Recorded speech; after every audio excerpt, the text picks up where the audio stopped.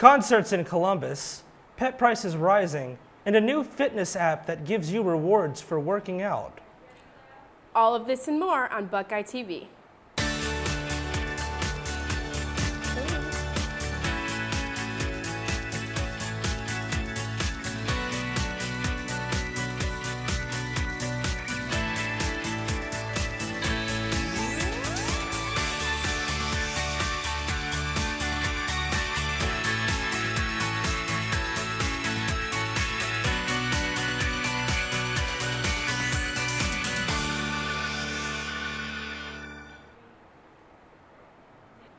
Good morning, Bucks, and welcome to Buckeye TV, your source for all things Ohio State. I'm Brandy Fairfax, here with Michael Klein.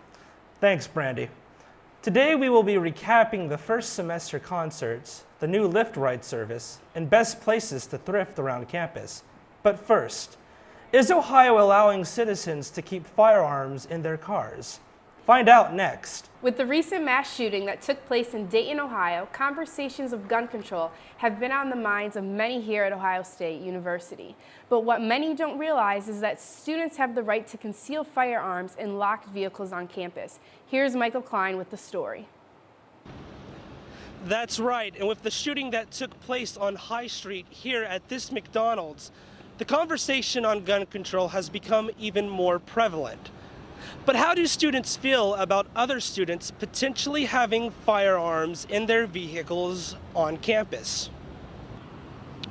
It's an interesting concept. It's okay for defense, but I don't know if I really feel safe, having that kind of on campus. I think on the campus that you probably shouldn't have it like on yourself, but I think everybody should have a firearm if it's legal and they go through the right system, whatever. And I think it's a good thing that they have it. So the advantages are that people feel safe, and the disadvantages are probably that accidents can happen and they can go off at any time. While it might be hard to believe, the OSU Student Code of Conduct was revised in February 2019 to allow concealed firearms in locked vehicles on campus. I think that there are a lot of campus resources like the police all around and the blue light that's not necessary to have.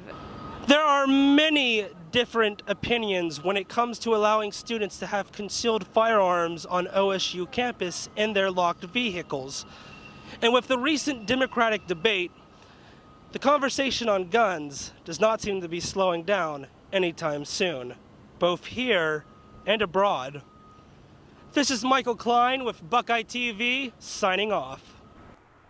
Ohio State students in need of a safe way to get home at night have a new option this semester. A new partnership with a popular ride-sharing service provides late-night rides to students. Caleb Ewing has the story.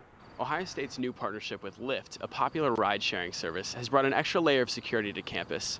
Replacing the previous RideSafe program, the Lyft partnership has gone into effect this fall. So I actually went somewhere the other day, and it was about like 3 a.m., and I used the Lyft service to get back to Morrill Tower. Between the hours of 9 p.m. and 3 a.m., students can get a $5 discounted ride within the designated Columbus campus service area. Up to 10,000 rides are available per month. Yeah, I think it's a really good service. I think it will keep kids safe, especially girls who are walking home drunk, and that leaves them very vulnerable. So there's something that can protect them, keep them safe, and drive them home quickly. I think that's a net positive for students, and it's not too expensive, so that's nice. Most times, like at night, students don't want to be walking, but they also don't want to be spending money. So having that option of Lyft will help them get a free ride and reach wherever they're going safely. For Buckeye TV, I'm Caleb Ewing. Nancy Pelosi announced Tuesday the U.S. House of Representatives' inquiry to impeach President Donald Trump in light of his interactions with Ukraine. Today he announced that the stock market would crash if he was to be impeached. We'll see how this plays out in the coming weeks. Ohio State University has recently filed the trademark "the" in the school's name. The university is receiving both positive and mostly negative reactions from outside viewers. The trademark would primarily be used to print the word onto t-shirts and hats for a clothing line the school was planning on releasing in the near future.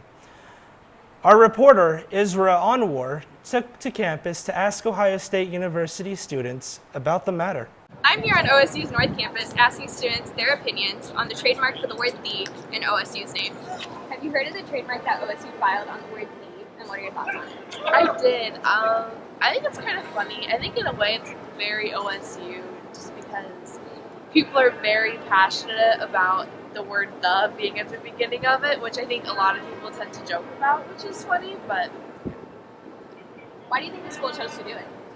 honestly, I feel like it was probably just a publicity stunt. I mean, if people hear that they're trying to trademark the word "the", they're going to get media attention. People are going to talk about it, whether it's good or bad, and that gives the school attention either way. I think it's extremely unnecessary. Almost a little bit of a joke, perfectly. Why do you think the school chose to do it? I think that the school takes a little bit of pride in the prefix "the" in their name. It kind of distinguishes us a little bit from other universities, and some students get behind it. And tour guides especially say "the Ohio State University."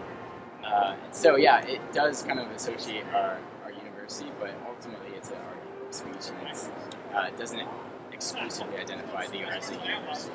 Have you seen any of the negative feedback on it? And if so, what are your thoughts? I have, yeah, specifically a lot of Michigan students have been making fun of it. So I just think it's putting a negative light on a pretty positive place. To the point.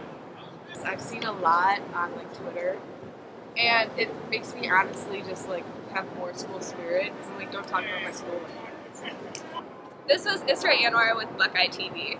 Coming up next, the Welcome Back concert was a hit. So let's see how the OUAB secured this year's artist.